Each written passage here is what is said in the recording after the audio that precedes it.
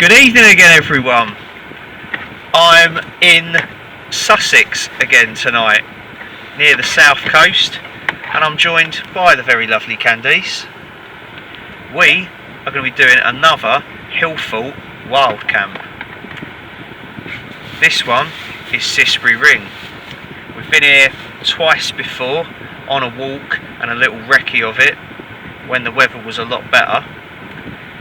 And it's been heavy rain all day. We've been keeping an eye on the weather, and we just checked it again, and we've got like a 2 or 3 hour window of just clouds before a little bit of rain turns up.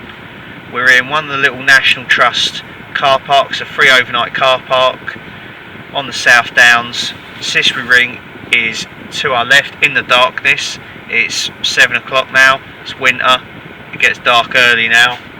We've got fish and chips from the local chippy, and we're going to quickly sit, munch on that, and then we're going to grab our gear, head up to the top of Cissbury Ring, Hillfort. We found a little spot when we've been here before that's got some sort of trees and bushes to sort of obscure us from sight and shelter us from the wind a little bit.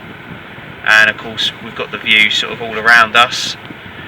We're playing it safe tonight. We're going to take the OEX PUMA 2-person tent, so we've got loads of space. If it chucks it down, we've got room to sit in there, cook, wait out the rain. It's not too far to walk. I mean, it's a steep climb, but it's going to take us 15 minutes tops probably. And of course, if the wind does pick up, that tent will do the business. So yeah, it's the Puma tonight. I think that's about all to say. We've got a couple of ciders we're taking. We're going to be taking some more grub as well. I've got some biscuits to dunk in me hot drinks. Yeah, it's going to be good. We're looking forward to this one because we set ourselves a long-term goal the first time we failed Chanctonbury Ring to wild camp on both Chanctonbury Ring and Cissbury Ring. Well, we succeeded with Chanctonbury Ring a few videos ago, and that was a really good, memorable camp. We've just got this one to do, so we're not going to let the weather beat us. We've got this window of opportunity, so we're going to get the fish and chips going. Yes, we're promoting, what was it, Blue Sea was it called? Blue Sea, there we go. Blue Sea fish and chips. Where was it? Was it Stenning? Yeah, it was in Stenning. It was in Stenning, yeah, because we had a drink there earlier. Yeah. Anyway, yeah. Buy their fish and chips. Yeah. Anyways, enough waffling. Let's get scoffing. Yeah. Something, I don't know. Anyway, and then enough talking. Let's get walking. Yeah. See you in a bit, guys.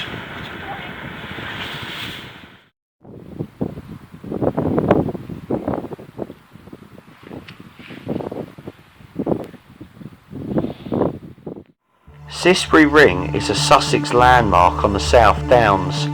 It is treasured for its beauty, its history and its views. Prior to the Neolithic period, human activity was limited here. Bands of hunters are thought to have used the South Downs as a vantage point for spotting animal herds. The Neolithic period saw the development of settlements in the surrounding area as people banded together to clear woodland, plant crops and domesticate animals. Welcome back, everyone. It's 8 o'clock now. So the last time we spoke to you was about an hour ago. It didn't take us that long to get up to the top of Cissbury Ring. It was very steep. There are sort of steps cut into the chalk. It's a bit hard going for Candice.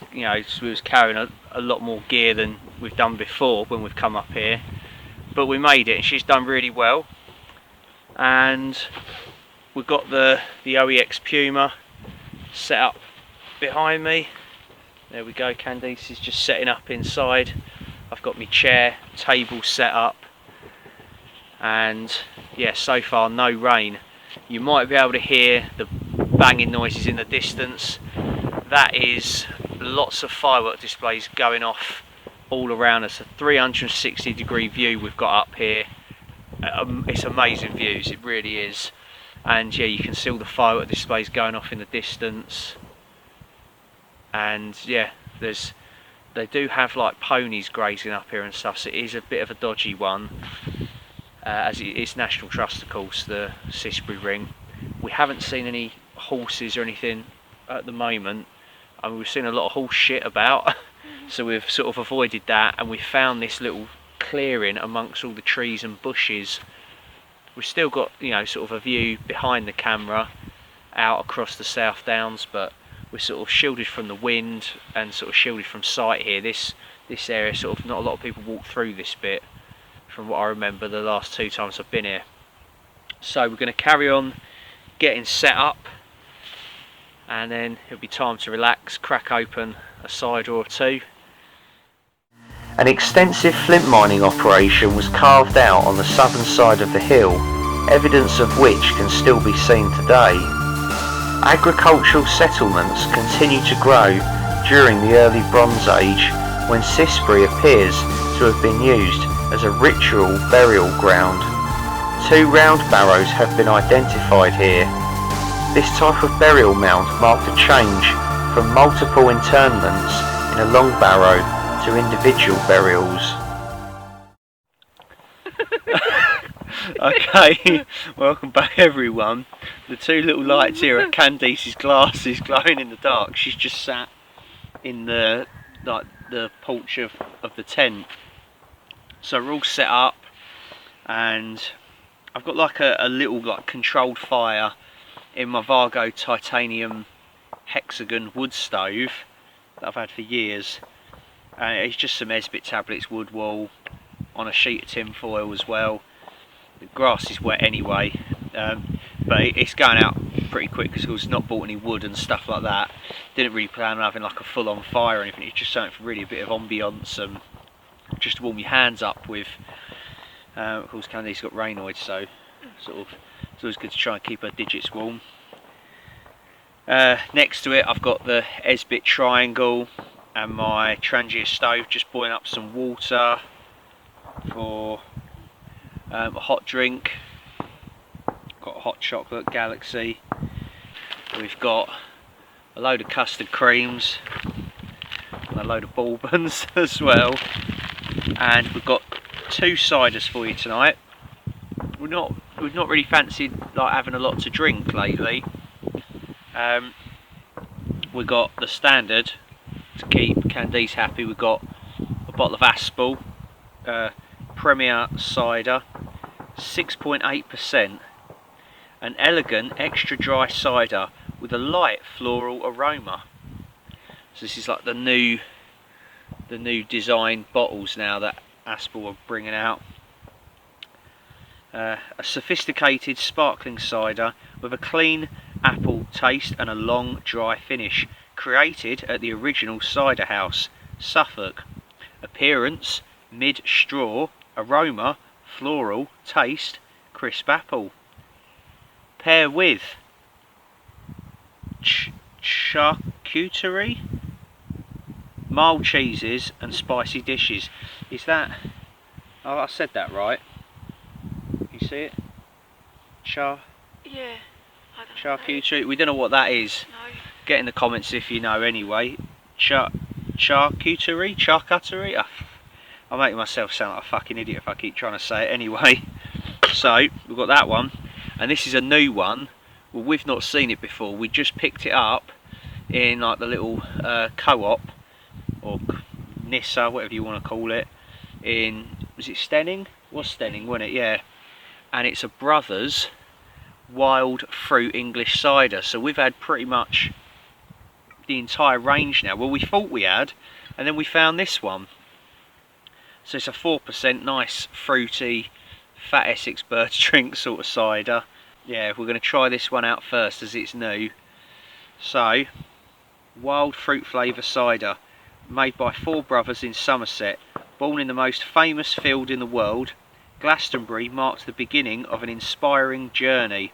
Wild fruit was first created by festival goers, mixing our other flavours together. Bursting with berry flavours, cider for free spirits, served chilled over ice. Gluten free, suitable for vegans, keeps everyone happy. It's pretty cold, so we don't need ice. yeah, that's pretty cool. Apparently that's how they invented it, so we'll see what it's like. There you go, have a little look at the old label and stuff. So this is to celebrate us conquering Cissbury Ring and Chanctonbury Ring. We've done them both now. That was a big achievement of ours, wasn't it? Do you want to crack this one open? So let's crack this bad boy open. I'm looking forward to this one.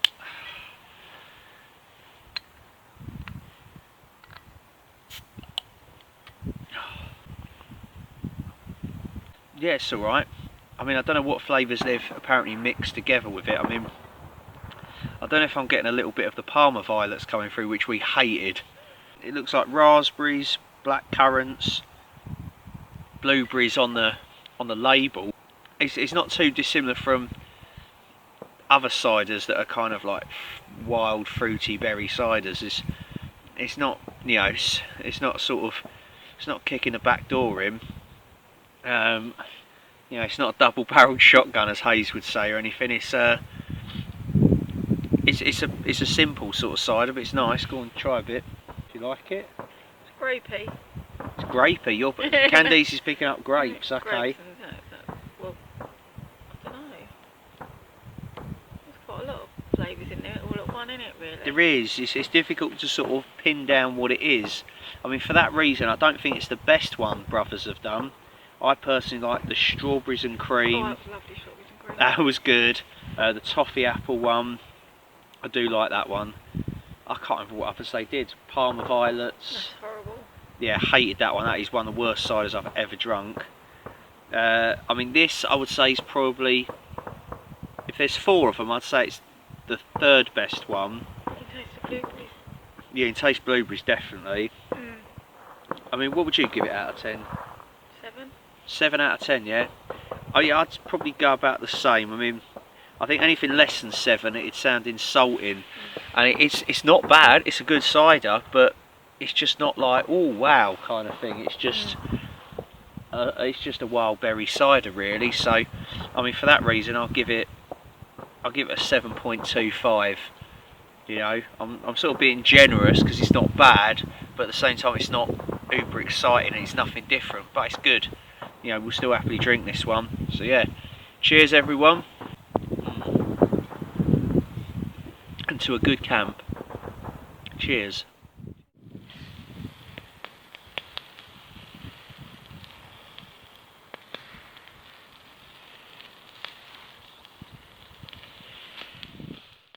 The Iron Age Hillfort was constructed around 400 BC and was used for defence for around 300 years. Cissbury is a univalate fort, that is a hilltop enclosure with a single rampart accompanied by a ditch and a low counterscarp bank. The Hillfort encloses around 26 hectares and originally had only 2 entrances, one at the eastern corner and the other at the southern end. After 100 BC, the interior of the fort was used for agriculture, with rectangular fields being marked out with earthwork banks and terraces. There is archaeological evidence of a settlement at Cissbury during the later Roman period. This comprised a group of 11 buildings and 2 rectangular enclosures situated near the eastern entrance to the fort. The ramparts were heightened at this time, possibly in fear of Danish attacks. The discovery at Cissbury of 2 successive issues of coinage struck between AD 1009 and AD 1023 suggests that there was once a mint here. There is little evidence of activity here during medieval times, but many of the local agricultural trackways across the downland are likely to have been originated during this period. Well, it's nearly 10 PM now. Candice is in the tent already.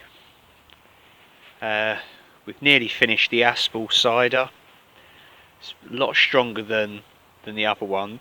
It's got kind of a thicker taste to it. I'd say it's better quality cider. It's a bit strong, so she's not having any more of it, so I'm left with finishing that off. What a chore. Nah, it's good cider. I still like Aspels. So we've been ploughing through the biscuits, and I'm on my second hot chocolate. Just sort of, you know, dunking biscuits. Not really had a dinner yet. I have got some sort of a main meal with me and a dessert. But to be honest with you, we had, you know, the fish and chips in the car, and that sort of sorted us out really. So yeah, we've got a little bit of food there if we need it, but I think really we'll be sort of just having breakfast tomorrow. We're just sort of having, as I say, like snacks and light stuff really now, and hot drinks really. So I'm going to check the weather forecast in a minute. Last time I checked it, it was due to start raining sort of within the next hour or so, but we'll see how it goes. Of course, there's the tent, and we're in sort of a clearing with sort of a tree there. There's a biggish tree there, and then all around us are like these gorse bushes and a few more trees. You're not going to be able to see a lot now. All will become clearer in the morning. And there's a couple of gaps sort of through there and then through there, and you can sort of see that's the majority of our view over there. But I mean, once we're sort of the other side, the bushes and stuff, you'll be able to see all around you for miles. Through the gaps we sort of see some of the semi-wild ponies grazing every now and then, so we just got to be careful really. I mean, that's probably the main reason you're not meant to be here, is because of them, of course, like camping really. You can see a lot of horse shit lying around, but to be honest with you, they've not really come this way. They're not going to come from behind us either, because it's sort of some quite winding little paths to sort of come in, and no, I think they're just happy munching on the grass and keeping themselves to themselves really. So as long as we don't bother them, you know, I'm sure they won't bother us really.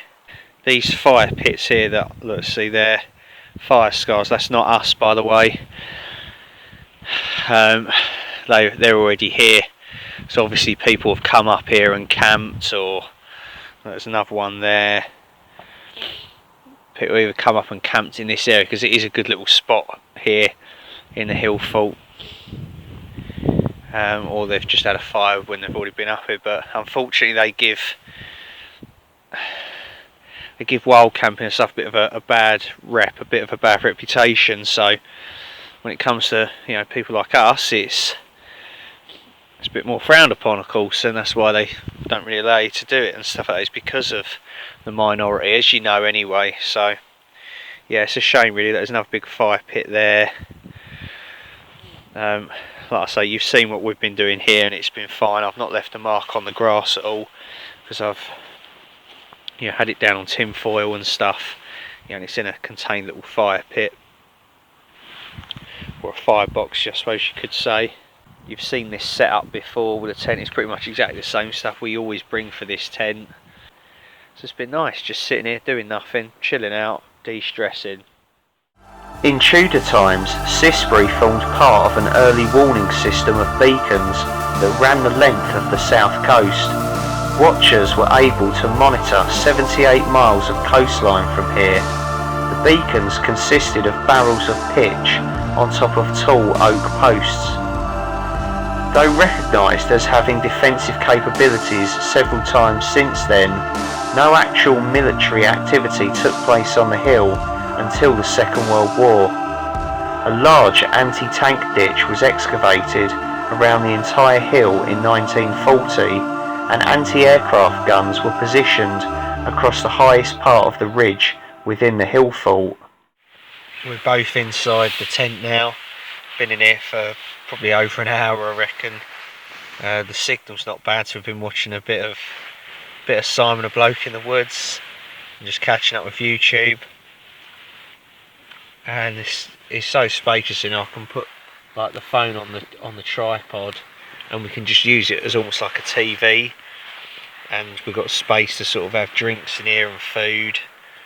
Candice has been catching Zeds and stuff. She's tired, bless her, and the alcohol's just gone boom to her head, and she's just once she gets in her sleeping bag and gets all the warm stuff on, that's it.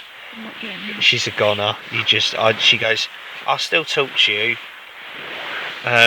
You know, and so she doesn't. She goes boom and she's asleep. But it's fine. It's all right. I don't mind it. You know, it's the things you love about each other, in it. So that and her farting in here as well. No.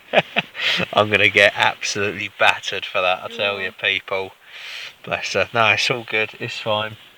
We're forecast some rain between 3 and 7 a.m. So we'll be asleep by then. If nothing of interest happens, like we get attacked by horses in the night, I'll chat to you in the morning. Good night. Night.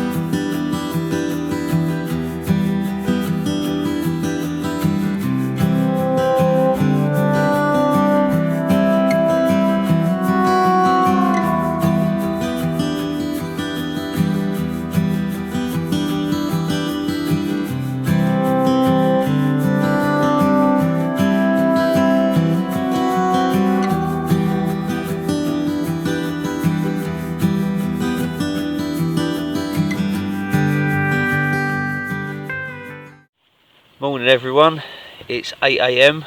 Me and Candice have been up since about 7:15.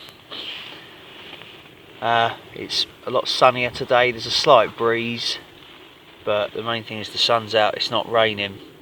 We did get some rain in the early hours of the morning, and the weather forecast was pretty accurate. It was about, I think it was about 20 past 3, half past 3 that it sort of started, and it went on to around 6, half 6. So I'm just boiling up some water for a hot drink. I've had something to eat in the tent, and we're packing the stuff away. We start to hear like dogs barking and stuff, so we know people are kind of about, really. But we've done it now, that's the main thing. So yeah, we're going to just try and get stuff packed away quickly. I'll show you some of the views, and then we'll go for a little wander around the Hillfort before we go down back to the car. It's been good.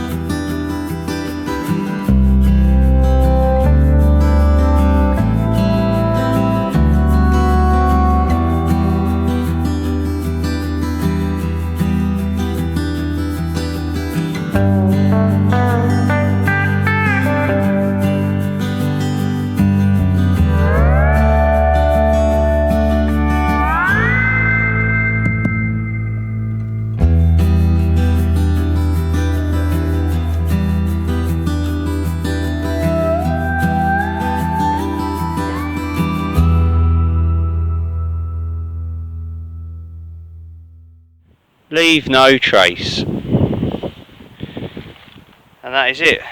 All packed up, Just a flat bit of grass, got all the rubbish.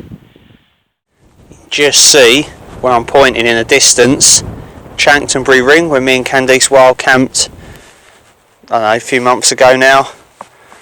That's still probably the best Hillfort wild camp I think we've ever done. And then over there, the gap through there, that was where we was camping, just under that big tree. Nice and secluded, tucked out of the way. And then over here where Candice is walking, I believe, is the trig point, which we've got to go to. Of course, we've got to touch the trig point.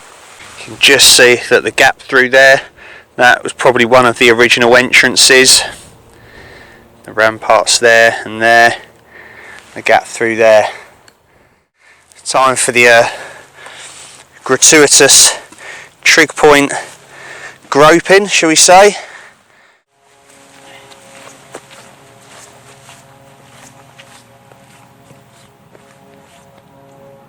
Hey! Nice one.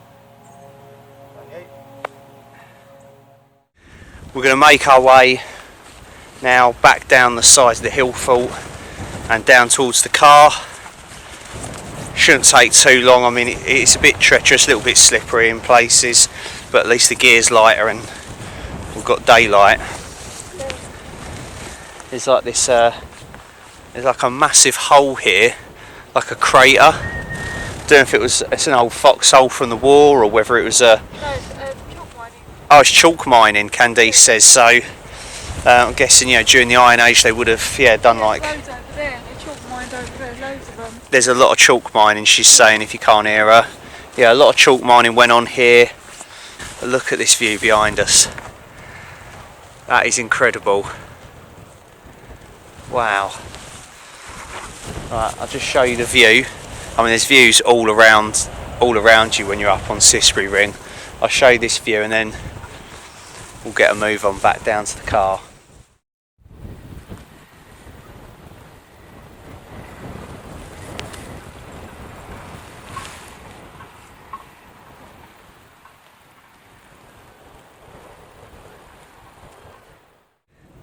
Looks like it's getting a bit busy down in the car park. I mean, there's a few different car parks all around Cissbury Ring. This is the one we're parked at.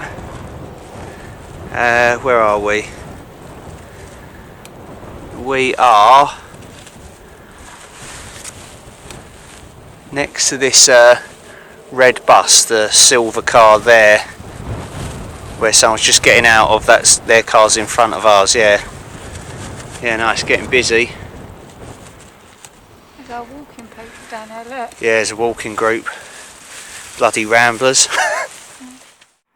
Later in the war, the north slope of Cissbury Hill was used in military exercises in preparation for the invasion of Europe. Observation dugouts were excavated within the rampart to accommodate machine gun posts. Today, Cissbury Ring has a much more peaceful existence, a place where people can walk, enjoy the views and appreciate the countryside. Okay, we've made it back to the car. It was a little bit of a treacherous climb down because it's all chalk and flint, and of course we've had rain, so it's quite slippery. There's a lot of leaves on it, so we had to really take our time, but it was good. We've made it down. So that's the end of this video, and that is the end of myself and Candice's goal to wild camp on both Chanctonbury Ring and Cissbury Ring. We've done it. Well done, you. It's been absolutely brilliant. Yes? Yeah, it's been good fun and we've got to share the adventure together. So we're going to look for some more Hillforts to try and wild camp on as well. But that's the big two that we wanted to do done, and we've done them this year as well in the same year. So we're really happy about that. And it's all in preparation for the British camp, one in the Malvern Hills? Yeah, Malvern Hills, yeah. Yeah, or Herefordshire Beacon as it's known. And apparently the sister Hillfort, was it Midsummer Hill? Yeah, Midsummer Hill. So we've got those two to look at. And of course there's like Maiden Castle in Dorset, Danebury Hill in Hampshire. I don't know if we're going to be able to wild camp on Wandlebury Hillfort in Cambridgeshire, but I do want to go there because I think it's the only one in Cambridgeshire, and it's one of the very few that's in East Anglia, so it's got to be done.